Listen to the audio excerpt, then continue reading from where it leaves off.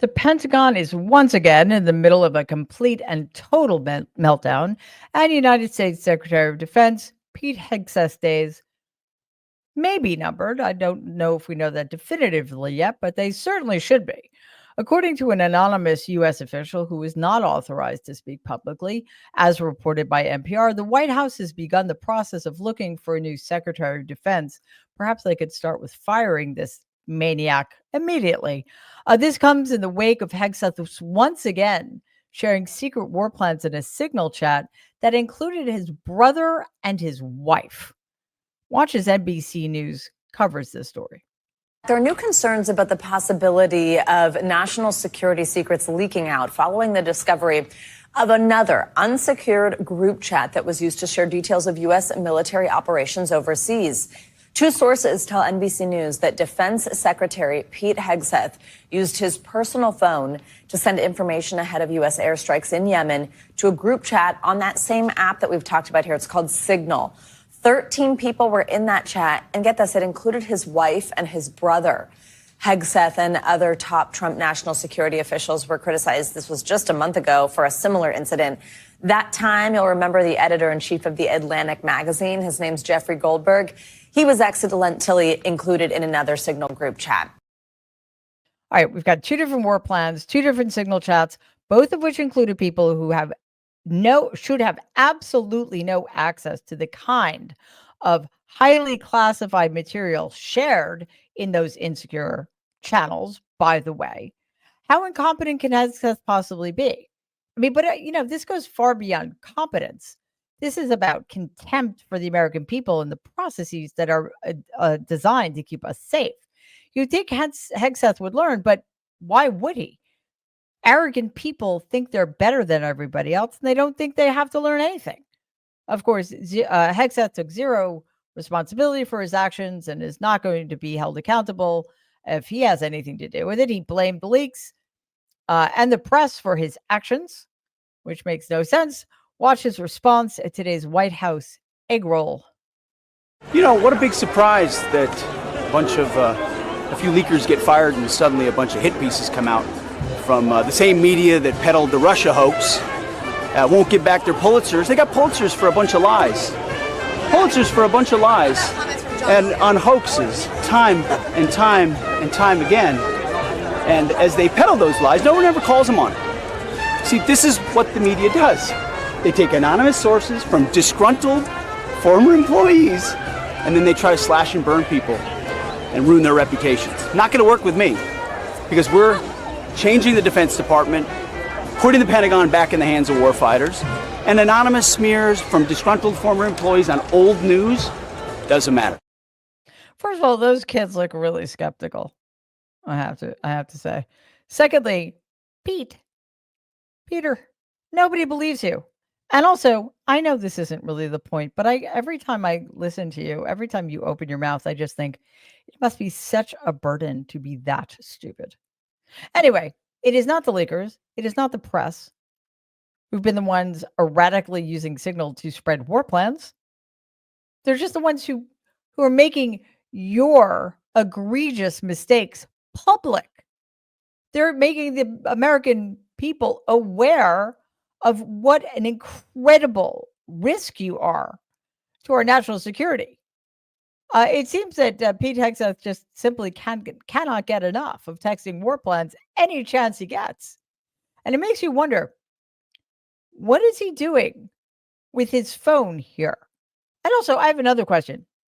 He's the Secretary of Defense. What is he doing at an Easter egg roll anyway? Doesn't he have a job that kind of carries with it enormous responsibility? Oh, wait, no, he doesn't.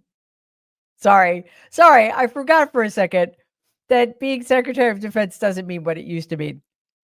Yeah, because he's neither qualified nor competent, and he's not interested in keeping America safe.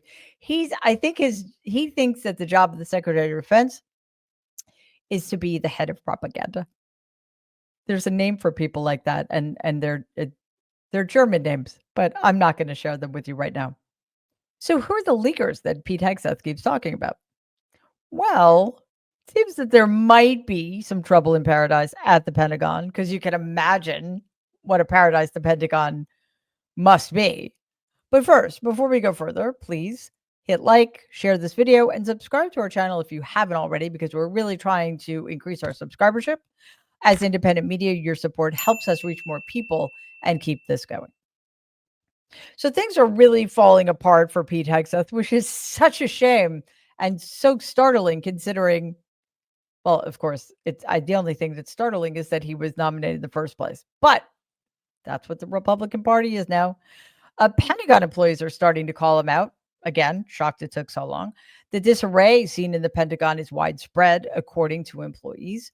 Former top Pentagon spokesperson John Oliot, who recently quit after working with Hegseth, describes it as, quote, total chaos and a full-blown meltdown under Hegseth. This includes mass firings, infighting, and the leak of sensitive military plans. He took to Politico this weekend to share his terrible experience. Oliot says involved in the mass firing were 3 senior officials, Darren Selnick, Dan Caldwell, and Colin Carroll. They were fired last week amid a leak investigation. Oliot accuses Hegseth's team of anonymously smearing fired aides, claiming they leaked information without evidence, which sounds familiar. Having served as acting assistant to Hegseth for Public Affairs, Oliot defends the aides, stating they were part of a, quote, strange and baffling purge, unquote. None of what Hegseth and his minions claim is true. The department claimed that it would conduct polygraph tests as part of the probe into the leakers, but none of the supposed leakers has been given a lie detector test. At least one of the so-called leakers has told former colleagues that investigators advised him he was about to be cleared officially of any wrongdoing. And they're not just firing employees are quitting as well. And I'm not entirely sure why more of them aren't under the circumstances. Politico reported that Hegseth's chief of staff, Joe Casper, was leaving his role. Casper had requested the investigation into the Pentagon leaks, which reportedly included military operational plans for the Panama Canal and a pause in the collection of intelligence for Ukraine.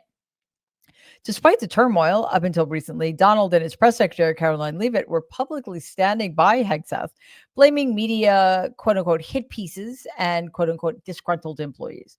Well, I mean, if you had to work for Pete Hegseth, wouldn't you be disgruntled? I would.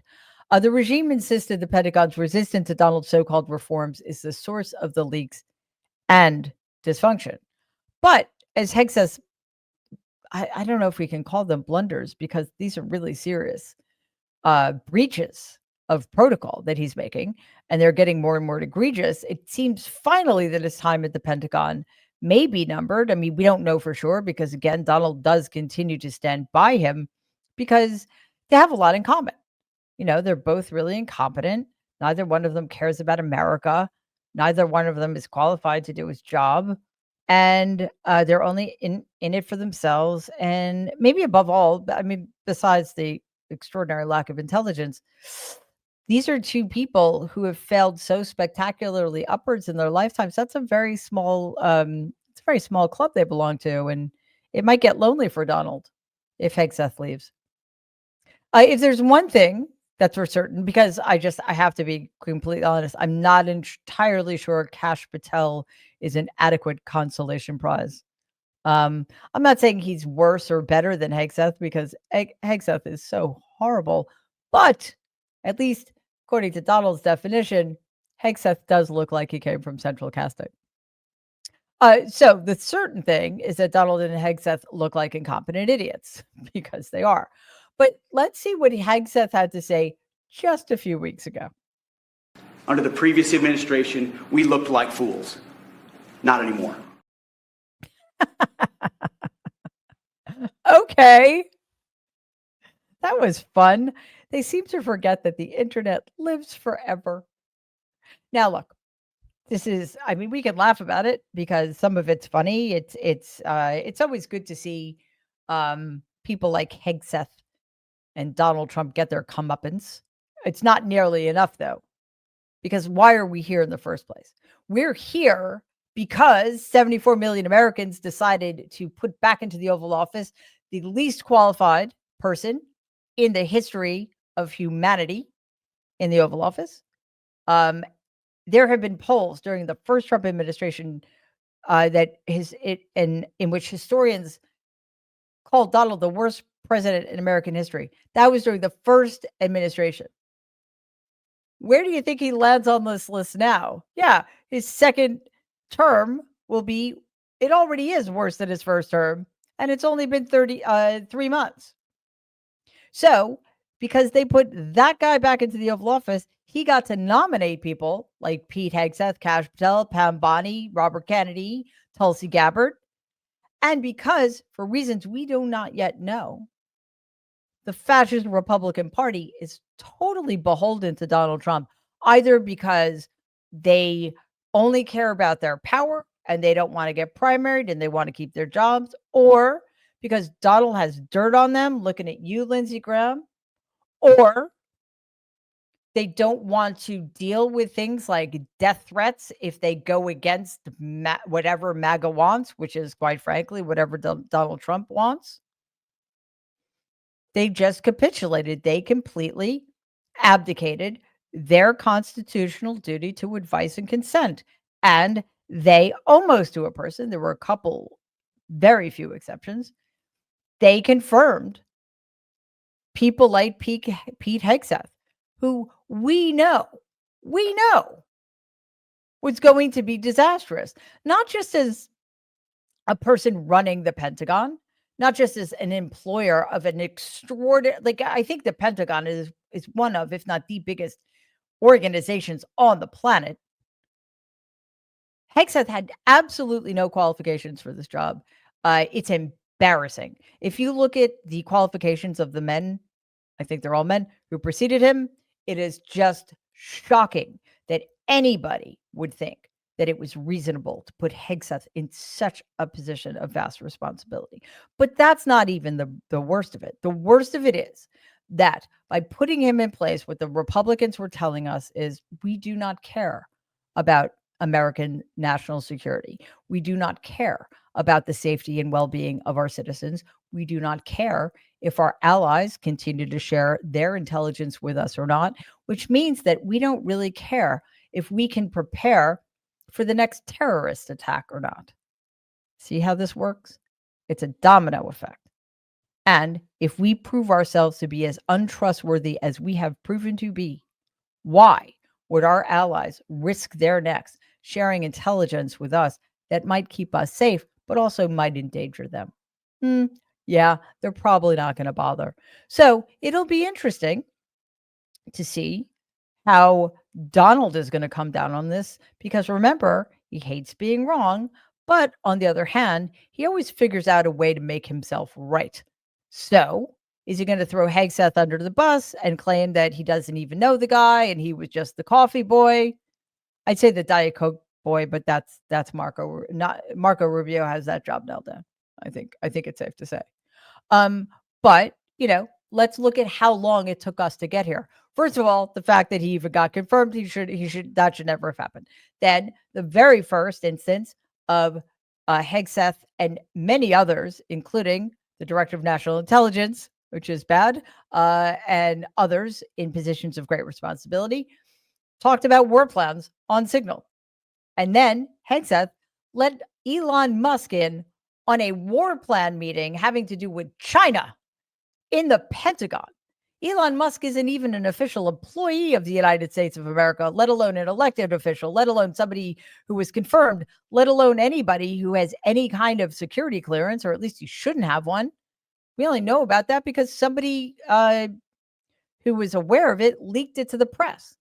He had his own wife, sitting in on meetings with foreign military leaders, which is beyond my comprehension.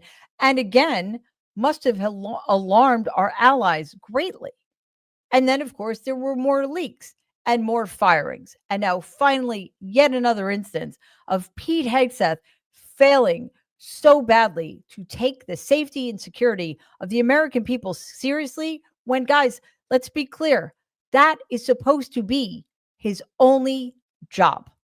Please take a second and like and share this video. Be awesome if you could subscribe to the channel. If you're listening to us in podcast form, please follow us and give the show a 5-star rating, because it really does help other people find our content. Thanks.